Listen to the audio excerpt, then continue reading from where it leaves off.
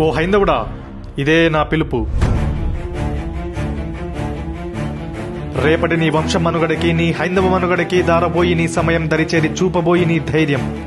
నీ చేతి వెళ్లే సమానంగా లేవు, నీవెట్లందువు అందరూ సమానమేనని. శ్మశానానికి వెళ్లిన నీ చరిత్రనెందుకు మరచితివి? నీవు చూసే కపట నాటకాలే నిజమంటివి. తెలుసునా నీ చరిత్ర వైభోగం, తెలుసునా నీ తాత ముత్తాతల వీర శౌర్యం. అనువంతైనా నీలో ఉందా వారిలోని శౌర్యం? ఇంతకీ వారి వీర్యమేనా నీ ఈ రూపం? అనువంతైన అహం ఉంటే అదే నీ హిందుత్వమైతే.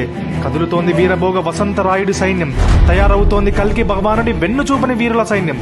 నిజమైన హైందవుడైతే నీ ధర్మాన్ని కాపాడనే ఆలోచనే ఉంటే ఒక్కసారి కళ్ళు తెరిచి లేస్తే, కథన రంగంలోకి దూకితే నిలవగలరా ఏ శత్రువైనా, నిలిచి తలపడగలరా నీ శక్తి యుక్తలయందు?